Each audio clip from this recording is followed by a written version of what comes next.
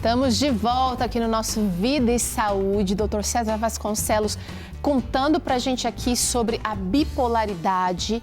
Você está entendendo aqui a doença, o transtorno e está entendendo também como é que quem convive pode ser uma peça fundamental. Podem ser várias peças fundamentais, porque tem os amigos, tem a família, tem os colegas de trabalho. Uma pessoa bipolar pode funcionar normal, Dr. César? Pode, sob tratamento a pessoa funciona, trabalha, tem gente famosa bipolar como o Maurício Matar, a Rita Lee que morreu recentemente, ela declarou que foi diagnosticada com doença bipolar, tem vários artistas americanos com doença bipolar. Então a pessoa, ela seguindo o tratamento direitinho, ela vai funcionar bem, vai trabalhar. O famoso pintor Van Gogh, né, o pintor holandês, que os quadros dele assim bem interessantes. Ele estava na fase eufórica, um quadro vibrante, né? Estava na fase depressiva, aquele quadro melancólico assim. E acabou que ele até suicidou, né? Porque ele abusava do álcool também, tinha alimentação ruim, tinha Mas vivia numa estresse. época com menos recursos do que a gente hoje, né, doutor? Com menos recursos do que a gente tem hoje. Mas com os recursos que a gente tem hoje, com as orientações corretas, psiquiátricas, então tem controle e consegue trabalhar sim. É o que a gente deseja aqui com esse programa, que você possa ter mais informação e que você possa usar essa informação para tomar decisões corretas. Bom, quero saber como é que você lida com as oscilações de humor aí no seu dia a dia. Pode contar pra gente. Se você já tem o nosso número salvo aí na sua agenda, é só mandar a resposta para cá. Como é que você lida com as mudanças de alteração, com as mudanças de humor aí no seu dia a dia? Nosso número é 12 98266 0004. Agora, doutor César, quando a gente está falando sobre a teoria do transtorno bipolar, é importante, mas é muito mais fácil a gente ouvir do que a gente conviver com o problema. Então, eu convido você para conhecer a história da Daisy Ramos, que convive com esse transtorno. Oscilações de humor, episódios de euforia ou depressão, esses são alguns dos sintomas que caracterizam o transtorno bipolar. Pode até parecer simples, mas só quem convive com o problema sabe bem dos desafios do dia a dia. Hoje, vamos conhecer a história de Daisy Ramos e entender como ela lida com esse transtorno. Desde criança, eu me sentia muito sozinha e muito triste. Eu tenho poucas imagens da minha infância, mas as imagens que eu tenho, eu estou chorando. Então, durante a minha vida foi assim, eu tinha uma tristeza muito grande, eu sentia muita vontade de morrer. Hoje em dia, quando me perguntam, mas por que você queria morrer? Eu não lembro exatamente. Eu sei que durante uma boa parte da minha vida, eu tinha vontade de morrer. E eu tinha muita irritabilidade também. Então, naquela época, eu não sabia que era sintoma da bipolaridade. Mas desde a infância, eu já apresentava esses sintomas. Na adolescência eu já consigo lembrar um pouquinho mais. Eu tinha dificuldade de manter relacionamentos. Eu fazia amigos, mas eu tinha dificuldade de manter essas amizades por muito tempo, principalmente por causa dos episódios de irritabilidade. Ninguém quer ficar perto de uma pessoa estourada, irritada, né? É desagradável. A falta de diagnóstico levou Daisy a depreciar-se por muitos anos e fez com que ela questionasse se realmente valia a pena continuar viva. Eu achava que eu era uma pessoa ruim. Eu achava assim que eu era um problema, que eu não prestava, que o melhor seria se eu morresse mesmo, porque eu ficava triste, não entendia porquê, ficava irritada, não entendia porquê, aí ficava mais eufórica. Eu não entendia o que eu sentia, não entendia o que acontecia comigo. Então eu sou um problema, eu sou uma pessoa ruim. Não é fácil receber um diagnóstico, principalmente quando se trata de algo que não tem cura. Por isso, a princípio, Daisy ficou muito assustada, mas depois passou a enxergar a situação de uma outra perspectiva. Em 2017, durante um episódio depressivo, eu estava muito deprimida e aí eu já não estava mais conseguindo trabalhar, já não conseguia mais fazer minhas coisas, assim, não conseguia manter minha rotina diária. E aí eu vi, não, agora eu vou precisar de ajuda. Eu procurei uma psiquiatra e na primeira consulta, por incrível que pareça, eu passei uma vida inteira sem diagnóstico, já tinha passado por psiquiatra, fiz 6 anos de terapia e quando eu fui nessa psiquiatra, ela me ouviu. Ela ficou 1h30 conversando comigo. E aí, no final da sessão, no final do atendimento, ela virou para mim, ela fez: Deise, você tem uma depressão bipolar. E aquilo foi um choque muito grande para mim, porque eu achei que eu tinha uma depressão, que eu ia me tratar e que tudo ia se resolver. E quando ela me explicou, não, faz parte de um quadro de transtorno bipolar não tem cura e você vai ter que se tratar pro resto da vida. Então foi um choque muito grande. Foi difícil de aceitar, mas aí depois eu vi que não, eu não me tornei bipolar naquele dia. Eu já tinha um transtorno e eu só tomei ciência do meu diagnóstico e vi que não, que era uma grande oportunidade, porque agora com o diagnóstico em mãos eu poderia ter um tratamento adequado. Mas no momento foi muito difícil. Segundo a Associação Brasileira de Familiares, Amigos e Portadores de Transtornos Afetivos, o transtorno bipolar atinge cerca de 140 milhões de pessoas no mundo todo. No Brasil, esse número pode chegar até 6 milhões. E mesmo sendo um transtorno, cuja maioria dos sintomas surgem na adolescência, o diagnóstico pode levar até 13 anos. Quando eu comecei a tomar um medicamento, eu melhorei rápido, eu estava deprimida. Em poucos dias, meu humor virou.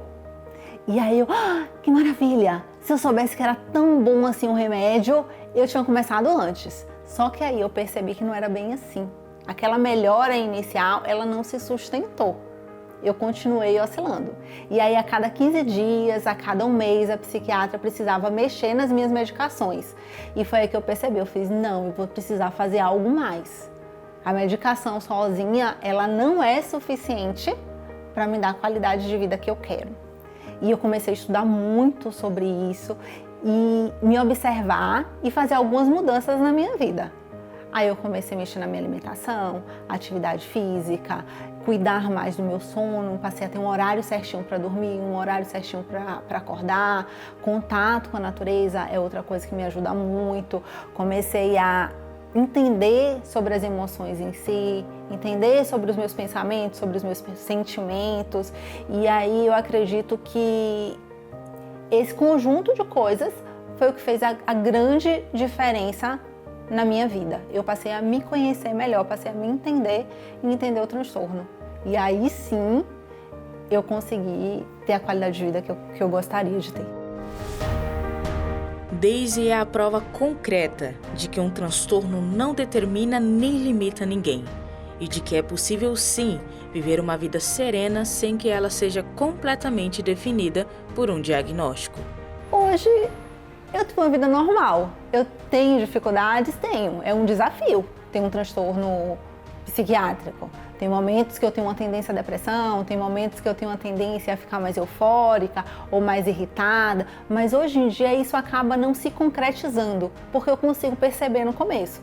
Eu tô ficando deprimida, então eu vou ter mais contato com a natureza, eu vou pedalar, eu adoro andar de bicicleta, então eu vou pedalar, vou pintar, vou fazer atividades que vão melhorar o meu humor. E isso acaba sendo suficiente para que eu não tenha um episódio depressivo ou que não tenha um episódio hipomaníaco.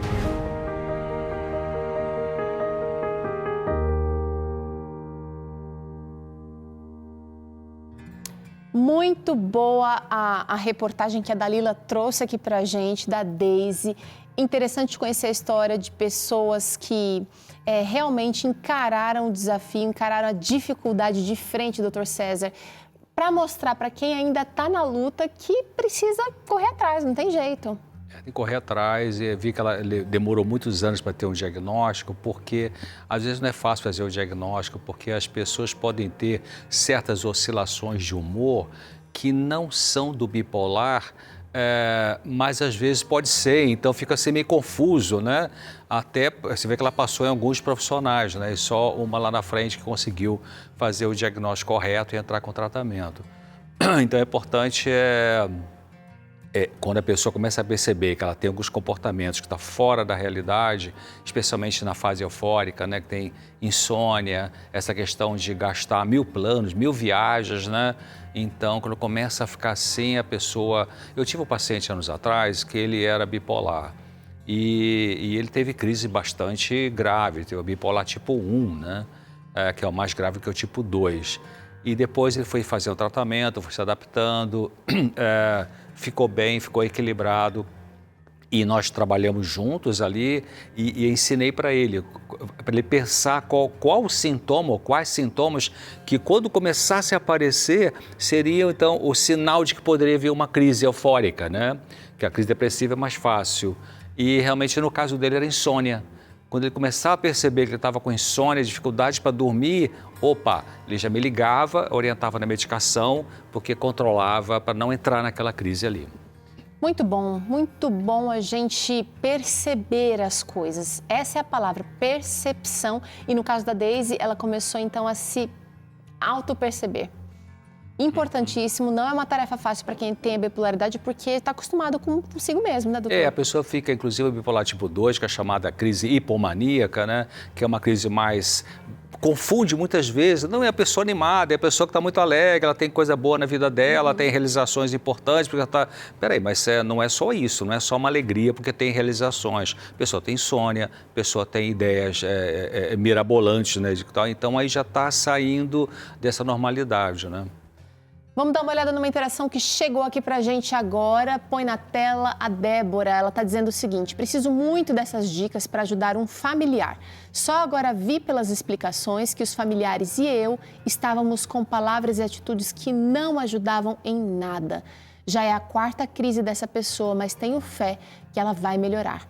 Preciso saber como ajudar de verdade. A Débora falando aqui. Que bom, Débora, que você está com a gente nessa tarde. Doutor César, vamos seguir mais à frente nessa estrada, mais adiante nessa estrada, porque a gente não está sozinho, né, Débora? Precisamos uns dos outros e quando você se dispõe a ajudar, a apoiar, você precisa ter a atitude certa para não afundar esse barco, não. Tem que cuidar, tem que cuidar. Vamos imaginar que estamos nessa estrada aqui, ó, sempre acompanhados. Tem mais de uma pessoa em cada veículo aqui. Estrada da vida, né? A estrada da vida. É a estrada da vida onde tem trabalho, onde tem relacionamento, onde tem diversão, onde tem dificuldade financeira, separação. Doutor César, é preciso apoiar o paciente, os profissionais, e quem está acompanhando em casa precisa agir com firmeza e paciência. Ai. As duas coisas, né? Então você vai ser empático, você vai dar apoio, você vai dar acolhimento, você vai tentar explicar à pessoa que você está procurando entender o que ela está sofrendo para você ajudá-la, mas tem hora que você tem que ser firme, porque pessoas que têm uma crise bipolar na fase eufórica, elas vão extrapolar. Então, isso vai criar um estresse na família. E muitas vezes ter o paciente na crise eufórica, porque está se sentindo tão bem, não quer usar a medicação, porque acha que a medicação vai tirar aquela coisa boa. Não, eu estou bem, estou animado, o que é isso e tal? Não precisa de medicação nenhuma. Não, mas precisa, né? Então, a gente vai ter que ser firme mesmo. Olha, você vai tomar essa medicação sim, você foi no psiquiatra, lembra que você foi? Ele falou que você precisa usar. E você vai ser firme. Se a pessoa insistir, essa pergunta também surge, né, pra gente aqui, mas e se o meu familiar que é bipolar, está na fase eufórica e insiste em não tomar um remédio, o que eu faço? Então você vai conversar, olha, você vai precisar tomar por causa disso e disso, o psiquiatra passou, se você não quiser tomar, olha como é que está, o seu comportamento como é que está aqui. Se acorda de madrugada, fica chamando as pessoas, então, se você não tomar, lamento, eu vou ter que chamar uma ambulância para poder ajudar você, porque a doença não deixa você raciocinar bem. Então tem que fazer isso mesmo aí. Isso é ser firme. Ter firme, ter paciência, mas ter firmeza também. Débora, vem pra cá que você tá tendo a atitude certa, você quer ajudar essa pessoa que você reconheceu aí e é importante conversar sempre. Doutor César, quando a gente está diante do desconhecido, não é fácil conversar. Porque, inclusive, a gente pode dar um tiro no pé, né? E isso vai demandar atenção e disposição para ajudar. Auxílio.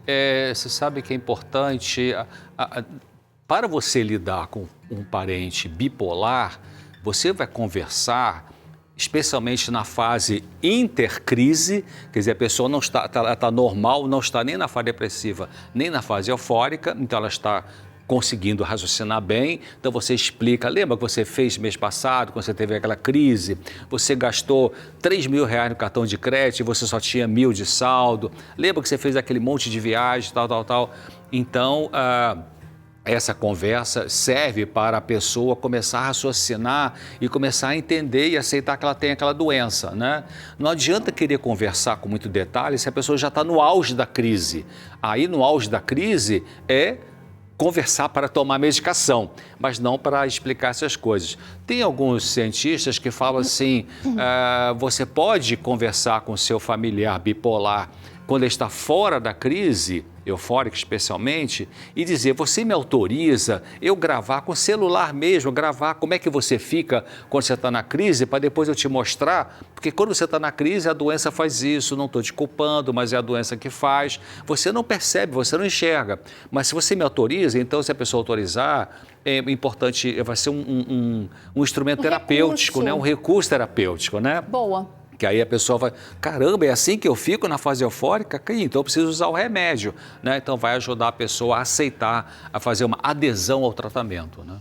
Vamos juntos, vamos juntos. Agora, doutor César, podem surgir ideias suicidas? Sim, especialmente na fase depressiva, né? Isso é um sinal de alerta. Pode acontecer, é um risco real aqui. Sim, é um risco real. Mas também não só na fase eufórica também, pessoas que estão na fase eufórica desesperadas às vezes, podem ter um ato suicida, né? Mas é mais comum na fase depressiva, na depressão no nível severo, no nível grave. Então, se você está em casa e tem paciente bipolar e que entra em crises depressivas com alguma frequência, tem uma recaída, você deve conversar sobre esse assunto. Geralmente a pessoa que começa a dar sinais de que está com ideia suicida, Teru, elas começam a ter conversa assim, queria estar junto com meu tio, o tio que já morreu, né? Mas por que a minha vida não acaba logo, já não aguento mais? Usa umas frases assim, vai soltando frase aqui e ali, né? Eu acho melhor ir para o mundo dos mortos, tipo assim. Então, se seu parente começa a soltar essas frases e você vê que está mais afastado, mais isolado socialmente, chama para conversar. Ei, você falou comigo que está querendo ir para a região dos mortos. O que é isso? Fala para mim. Mas não é no sentido de crítica nem de cobrança, é no sentido de deixa eu entender o teu sofrimento, né?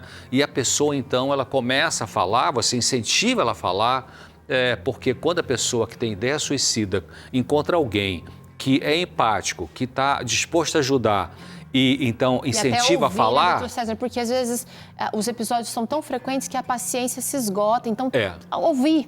Ouvir. Porque quando a pessoa com ideia suicida tem alguém que possa ouvir e fala, a ideia suicida pode diminuir, porque ela desabafa com alguém. Doutor César, é importante praticar a higiene do sono. A gente viu aqui que a Daisy, que contou a história dela, ela tomou uma atitude além da medicação que estava sendo receitada. Higiene do sono vai ajudar muito nessa insônia, nesse distúrbio do sono que surge para o bipolar. Sim.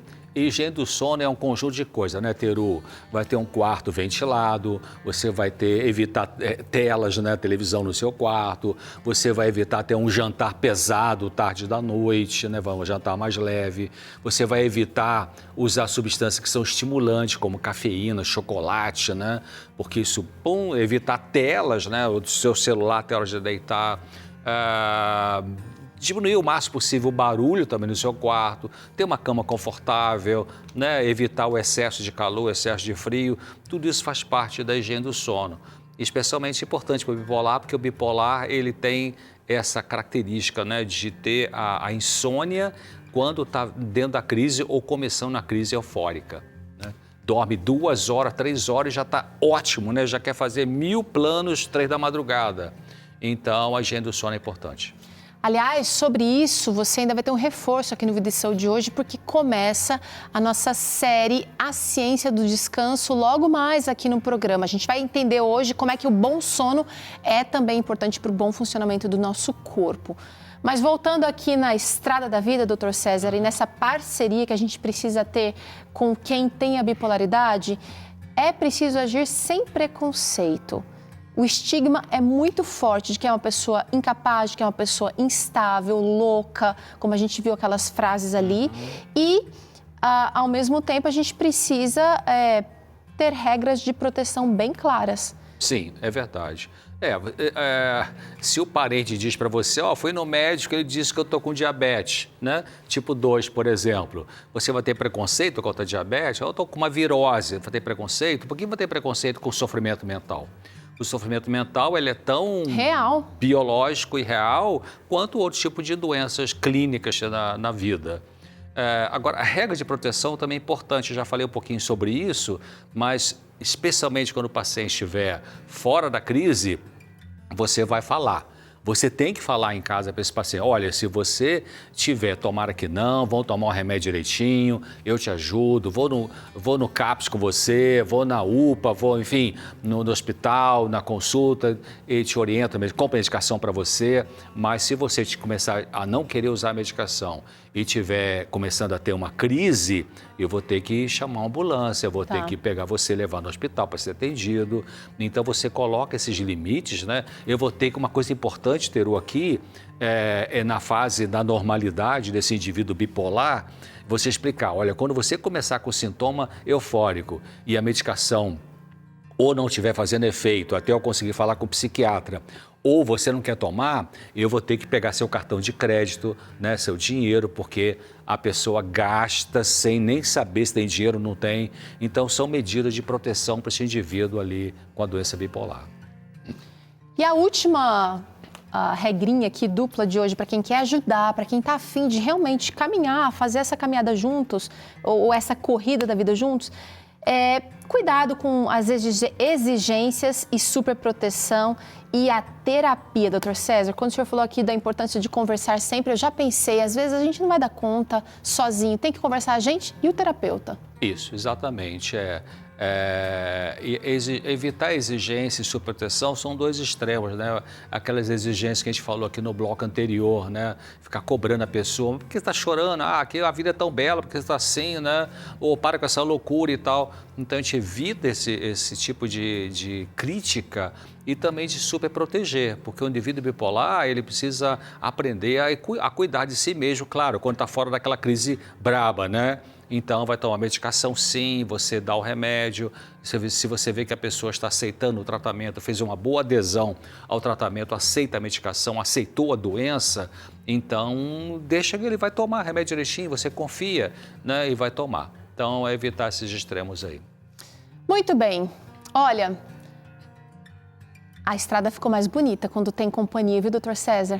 A gente pode dividir as dificuldades, dividir os problemas e multiplicar as vitórias, as conquistas, os ganhos. A nossa vida aqui nesse mundo é assim, gente. Nós teremos dias mais felizes e dias mais nublados, sim. Mas nós temos auxílio. Eu estou aqui com o nosso guia de estudos Sentimentos.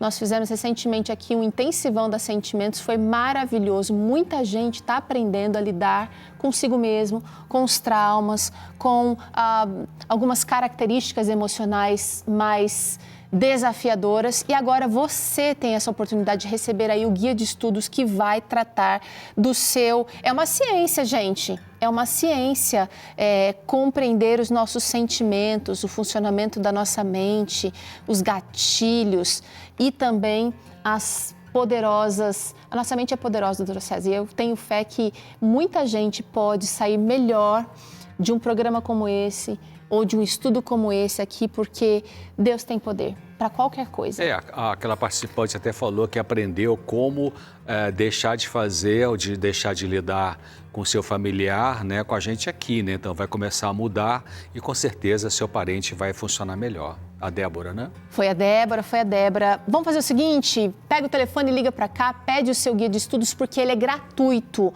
Nós preparamos esse material, é de qualidade e tem conteúdo para você estudar por aí, onde você estiver, gratuitamente. O que você precisa? Fornecer para a gente o seu endereço, onde você quer que chegue o nosso guia aí. Bora?